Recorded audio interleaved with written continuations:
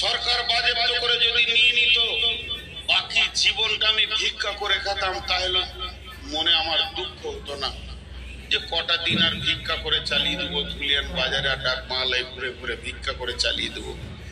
কিন্তু আল্লাহর মালে হাত দিয়েছে। আল্লাহর মালে হাত দেওয়ার রেজাল্ট কি বলছে? আব্রাহা বাদশা আল্লাহকে মারার জন্য গুলি লাগে না, আল্লাহকে মারার জন্য AK-60 লাগে না, রাইফেল লাগে না, রিভলভার লাগে না। আল্লাহকে লাগে শুধু একটা হুকুম মাত্র, আবাবিল পাখি, পাথর বলা হবে না, একটা 2 টাকার ভোলপিন নেই, পাথর 1 চাকা গড়াবে না, 1 চাকা গড়াবে না, ডাক বাংলাতেই থেকে যাবে। মাত্র 2 টাকার ভোলপিনে গাড়িটা বসে গেল, এতগুলো পাথর গেল না। তো আজকে মুসলমানদের চরিত্র শেষ হয়ে গেছে, এটা আগে ভাবতে হবে। চরিত্র কেমন? টিউয়ের ভিতরে হাওয়া যেমন। বিশ্বনবী মুসলমানদের হাতে তলোয়ার দিতে আসেনি, বিশ্বনবী কোন সাহাবীকে তলোয়ার তুলে দেন নিয়ে যায় শক্তি প্রতিহত করেছেন। আল্লাহ নবী একটাও যুদ্ধ অগ্রিম দিয়ে করেননি, প্রতিহত করেছেন। কেউ মারতে এলে পিঠ পেতে মার খেতে হবে এটা মানে নয়। তুমিও উপগ্রহে দাঁড়িয়ে যাও, তাকে পারলে মারো, না হলে তুমি মরো। ইকাতিলুনা ফি সাবিলিল্লাহি ফায়াকতুলুনা ওয়া ইউকতালুনা, ছাড়িও না। কিন্তু বিশ্বনবী কোনদিন প্ল্যান করে নিজে বেরিয়ে যায়নি যে ওই গোষ্ঠীটাকে উড়িয়ে দেবো, ওই এলাকাটাকে উড়িয়ে দেবো। রোম সাম্রাজ্য যখন ছিল, একচ্ছত্র দাদাগিরি করেছে। এমান, রোম, পারস্য সব একসাথে যখন ছিল, সেই যুগে ও আমেরিকার দাদা ছিল। ওর একটা কাজ ছিল, একটা নেশা ছিল। যেমন কিছু বিড়ি করেছে, একটা বিড়ি ফেলে আরেকটা ধরাবে, আরেকটা ফেলে আরেকটা ধরাবে, ওটা শেষ করে আরেকটা ধরাবে। ওই রোম সাম্রাজ্যের কাজ ছিল বাদশা হেরাক্লিসে, যে যদি শুনতো ওই এলাকায় একটা মাস্তান আছে, চল ওকে মার, ওকে দাবা, ওর সব কিছুকে শেষ করে দি। আবার খবর পেল মাস্তান আছে, চল ওকে মার, ওকে দাবা। এদিক থেকে শক্তি আছে, চল ওকে মার, ওকে দাবা। সবাই যেন আমাকে হুজুর হুজুর করে, এইটাই ছিল ওর চিন্তা চেতনা, এইটাই ছিল ওর অভ্যাস। হঠাৎ ওকে খবর দিচ্ছে, হুজুর অনেকগুলো দেশ জয় করলেন, খুব ক্ষমতা দেখালেন, কিন্তু খবর শুনেছেন? বলে কি খবর? মদিনাতে একটা শক্তি এসেছে, সেই শক্তির নাম হলো তাওহীদবাদ এবং তার লিডার মুহাম্মদ রাসূলুল্লাহ সাল্লাল্লাহু আলাইহি ওয়াসাল্লাম। আল্লাহ রাসূল কোনো দোষ করেননি, সাহাবীরা কোনো দোষ করেনি, তাদের বংশকে গালি দেয়নি, তাদের উট ঘোড়া চুরি করেনি, তাদের সঙ্গে বেঈমানি করেনি, প্রতারণা করেনি। ওর মিজাজ ছড়ে গেল, চলো ওইটাকেও জয় কর। এতদিন যা করেছিলি, এবার মারাত্মক খারাপ কাজ করতে গেলি। বিশ্বনবীর কাছে খবর এলো, রোম সম্রাট মদিনাকে জয় করবে, কুক্ষিগত করবে, নিজের হাতে নিয়ে চালাবে। আল্লাহ নবী বললেন, বসে থাকার সময় নাই, বসে থাকার সময় নাই, তোমরা জাগো, উঠো, তোমরা জাগো। 30,000 সাহাবী নিয়ে কম বেশি 2100 কিলোমিটার রাস্তা, পাহাড়ি এবং মরুভূমির বুকে, না আছে গাছপালা ছায়া, মরু প্রান্তর চিরে ফেরে 2100 কিলোমিটার রাস্তা এগিয়ে গিয়ে রোম সম্রাটকে প্রতিহত করার জন্য দাঁড়িয়েছে। বেঈমান 1.5 লক্ষ বেঈমান তার সৈন্যকে রেডি করেছে এই 30,000 সাহাবীকে উড়িয়ে দেওয়ার জন্য। পারেনি। 30,000 সাহাবী 1.5 লক্ষকে এলাকা ছাড়িয়ে দিয়ে, ময়দান ছাড়িয়ে দিয়ে রোম সম্রাটকে দখল করে তার মাথার তাজকে নিয়ে এসে মাত্র 4 থেকে 5 জন শহীদ হয়ে জান্নাতি হয়ে গেল। বাকি গোটা দেশকে বিজয়ী ঘটনা করলেন। আর সেই সাথে কোরআন নাজিল হলো সূরা রোম, গুলিবাতির রোম। চারটিখানি ছিল না, আমরা সেই জাতি। ধর্মের পথে শহীদ যারা, আমরা সেই সে জাতি। ধর্মের পথে শহীদ যারা, আমরা সেই সে জাতি, আমরা সেই সে জাতি। কিন্তু আজকে আমরা কেন এত দুর্বল? প্রথম নিজেদেরকে রিপেয়ার করি। একটা টিউবে 20টা লিক আছে, লিক গুলোকে আগে মারি, তারপরে আমরা আগাবো। কিরকম লিক মারি? বিসমিল্লাহির রহমানির রহিম। কুল ইন কানা আবাউকুম ওয়া আবনাউকুম ওয়া ইখওয়ানুকুম ওয়া আসীরাতুকুম ওয়া আমওয়ালুকুম ইক্তারাফতুমুহা وتجارة تخشون كسادها ومساكن ترضونها أحب إليكم من الله ورسوله وجهاد في سبيله فتربصوا حتى يأتي الله بأمره والله لا يهدي القوم الفاسقين। ভাইরা আমার, বন্ধুরা আমার, আমি যে টাকা নিয়ে জিহাদের ময়দানে নামব, সেটা যদি বাঁশের লাঠি না হয়ে কাগজের লাঠি হয়, তাহলে মারতে গেলে ঠিক মতো বসবে না। আমরা যারা আমাদের মালকে, আল্লাহর মালকে বেঈমানেরা লুট করেছে, তারা ডাকাতি করেছে, আমাদের ভিতর থেকে কেড়ে নিয়েছে, তারা বুঝে নিয়েছে মুসলিম নামে শক্তিটা কমজোর হয়ে গেছে। আল্লাহর নবী বলে গেছেন, তারাকতু ফীকুম আমরাইনি লাম তাজিলহু মা তামাসসাকতুম বি। আল্লাহর নবী বলছেন, হে আমার উম্মত, চলে গেলাম বলে গেলাম, চলে গেলাম বলে গেলাম, চলে গেলাম বলে গেলাম, তোমাদেরকে দুটি রাস্তা ঠিক করে দিয়ে চলে গেলাম। রেলটা ধুলিয়ান থেকে হাওড়া যাবে, শিয়ালদা যাবে। ইঞ্জিনিয়ার 2টি রেলের পাতি দিয়েছে, সমান করে গোটা রাস্তাটা ক্লিয়ার করেছে, আর বলে গেল এই পাতিতে চলবি, হাওড়া পৌঁছিয়ে যাবি, তোর সামনে কেউ আসবে না, আসলে কাটা যাবে, পড়ে যাবে, কেস কাচারি হবে না। তোকে এমন করে বানালাম, তবে যদি তুই নিজে লাইনচ্যুত হয়ে যাস, তুই নিজেই যদি লাইনচ্যুত হয়ে যাস, মাঠে নেমে যাস, তাহলে তোকে তোলার মতো ক্ষমতা হবে না। আর তোকে কে বোঝাবে? তোর সমস্ত ক্ষমতা শেষ হয়ে যাবে। আল্লাহর নবী বলে গেলেন, তোরা কামিয়াব হবি দুনিয়া থেকে জান্নাতুল ফেরদাউস পর্যন্ত। আমি 2টি লাইন দিলাম, এই লাইনে যখন চলবি জান্নাতে পৌঁছে যাবি। তোদের লাইনের উপরে যদি বজরং আসে, বিজেপি আসে, শিবসেনা আসে, আরএসএস আসে, কেটে যাবে, পড়ে যাবে। কিন্তু তোরা যদি রাস্তা থেকে নিজে নেমে যাস, কে তোদেরকে রাস্তা দেখাবে রে? সেই লাইন 2টি হলো, একটা কিতাব আল্লাহ, আর একটা হলো সুন্নতি রাসূলি।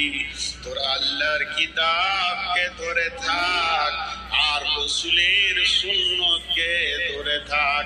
এই দুটো যখন তোদের কাছে থাকবে, তখন তোরা বিশ্ব বিজয়ী হবি, বিশ্বকে তোরা শাসন করবি।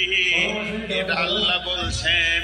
তোরা যদি ঈমান এনে ভালো আমল করিস, শাসন শক্তিটা তোদের হাতে দিয়ে দেব।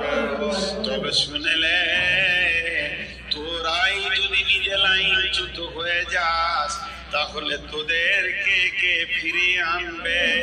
তোদের অভিভাবক শেষ হয়ে গেছি। ভাই, ছোট্ট একটা কথা বলবো, একবার বলবো, দুবার বলবো না। মসজিদ ওরা কেড়ে নিয়েছে, মাদ্রাসা ওরা কেড়ে নিয়েছে। আরেকবার বলছি, মসজিদ ওরা কেড়ে নিয়েছে, মাদ্রাসা ওরা কেড়ে নিয়েছে। আরেকটা কথা বলছি, আমরা মসজিদ ছেড়ে দিয়েছি, মসজিদ ঢুকি না। ওরা আগে কেড়েছে না আমরা আগে মসজিদ ছেড়েছি?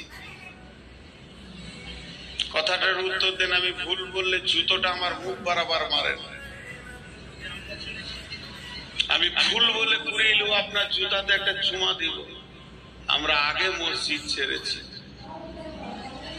আজকে এই গ্রামের পপুলেশন কত আর মসজিদে কত? ফজরে 3টে, সালাম ফিরে ইমাম সাহেব দেখছে খলিল চাচা, জলিল চাচা, হবিল চাচা, 3 দিন।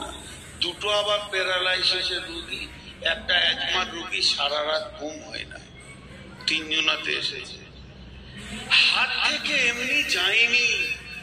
গোটা ভারতবর্ষের মুসলমান যদি ব্রেন লাগিয়ে দেয়, 1 কাঠা জমি উদ্ধার করতে পারবে না। এটা আমি চ্যালেঞ্জ দিয়ে বলে গেলাম। আর যদি একজনাকে সাথে নেয়, আর কাউকে চাই না, সব জমি বাপ বাপ করে ফেরত দিবে, তার নাম হলো আল্লাহ। আল্লাহ ছাড়া যদি উদ্ধার হয়, তাহলে আপনারা নামেন, আমিও আছি। আজ মুসলমানদের উপরে এই অত্যাচার মানে প্রথম আল্লাহ নারাজ। মিশন গুলো জন্ম নিয়েছে ক বছর? হার্ডলি 20 বছর, 25 বছর। আর মাদ্রাসা গুলো সেই ব্রিটিশ পিরিয়ড থেকে টুটু কুটু টুটু খুব চলছে। বাপের মেধা ছেলেটা কোথায় যাবে? মিশনে ডাক্তার হবে, মাস্টার হবে। ওয়ানাবি হুরাইরাতা রাদিয়াল্লাহু তাআলা আনহু قال قال رسول الله صلى الله عليه وسلم إذا اتخذ الفي تبالا والأمانة مغناما والزكاة مغراما تعلم لغير دين وتعلم لغير دين। আল্লাহর নবী আফসোস করে বলছেন, আমার উম্মত অন্য কারণ নয়, আমি নবী মুহাম্মদ সাল্লাল্লাহু আলাইহি সাল্লামের উম্মত। সে কোনদিন চিন্তা করবে না আমার ছেলেটা কোরআনের শিক্ষা করুক। কোরআনটা এত দামি কিতাব, যার ভিতরে কোনো ভুল নাই।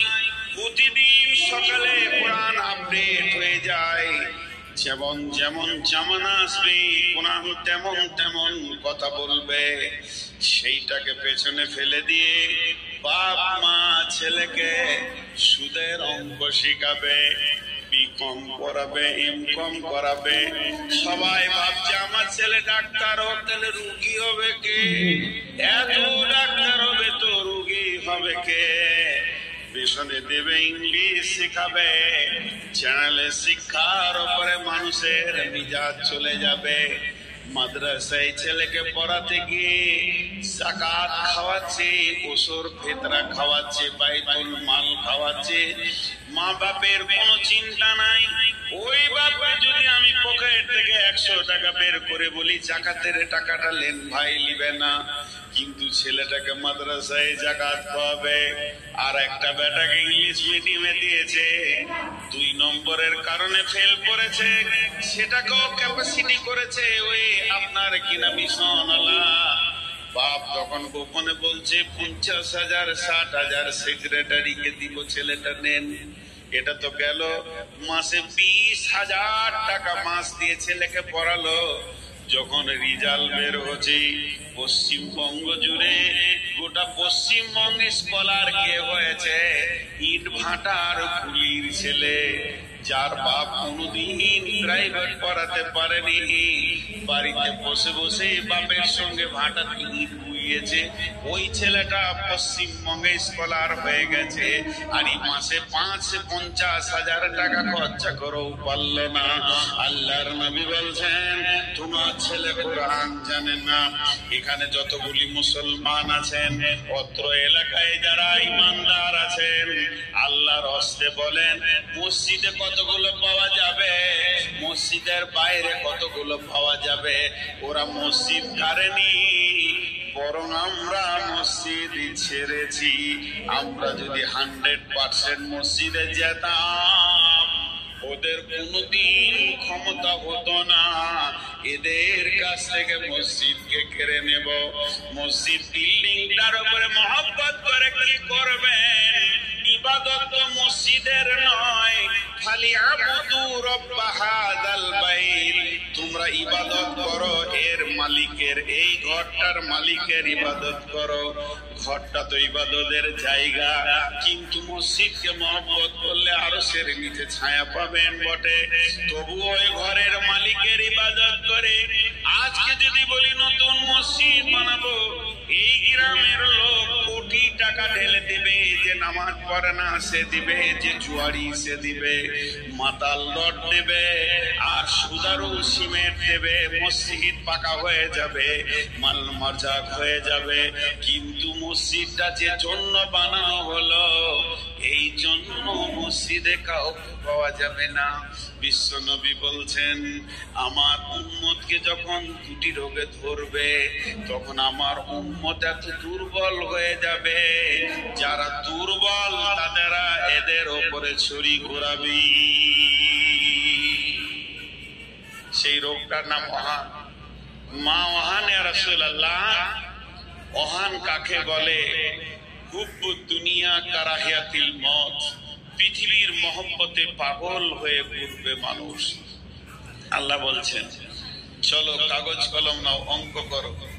কুলিন কানা বাউকুম, তোমরা তোমাদের বাপকে, ওয়াবনাউকুম, তোমাদের সন্তানকে, ওয়াইকুয়ানুকুম, তোমাদের ভাইকে, ওয়াজওয়াজুকুম, তোমরা তোমাদের বিবিকে, ওয়াসিরাতুকুম, বন্ধু বান্ধবকে, ওয়ামওয়ালুন ইকতারাফতুমুহা, সঞ্চিত মালকে, ওয়াতিজারাতুন তাখশাউনা কাসাদাহা, ব্যবসা বাণিজ্য চাকরি বাকরিকে, ওয়া মাসাকিন তারদাউনাহা, আর যে অট্টালিকাটা বানিয়েছো সেই ঘরকে। এই 8টা জিনিসের মহব্বতে, এই 8টা জিনিসের প্রেমে, এই 8টা জিনিস কিনে পাগল হয়ে তোমাদের দিন রাত গুজারে যাবে। সকাল থেকে সন্ধ্যা, সন্ধ্যা থেকে সকাল, এই 8টা কাজ কিনে তোমরা ব্যস্ত থাকবে। তোমাদের মাথা থেকে 3 জন উড়ে যাবে, সফটওয়্যার থেকে 3 জন থাকবে না। আহাব্বা ইলাইকুম মিনাল্লাহি, আল্লাহর মহব্বত, ওয়া রাসূলিহি, রাসূলের মহব্বত, ওয়া জিহাদিন ফি সাবিলিহি, আল্লাহর রাস্তায় নিজের জানটাকে দিয়ে দিতে হবে, তার মহব্বত। এইগুলি যখন তোমাদের মাথা থেকে চলে যাবে, আল্লাহ নিজে বলছেন ফাতারাব্বাসু ফাতারাব্বাসু হাত্তা ইয়াতিয়াল্লাহু বিআমরিহি ওয়াল্লাহু লা ইয়াহদিল কওমাল ফাসিকিন। অপেক্ষা করো, এমন সময় আল্লাহর হুকুম না আসছে, যখন আল্লাহর হুকুম এসে যাবে, তোমরা 1000 চেষ্টা করলেও তোমাদের মতো বেঈমানকে আল্লাহ হেদায়েতের রাস্তা দেবে না। আমাদের মতো বেঈমানকে আল্লাহ হেদায়েতের রাস্তা দেবে না।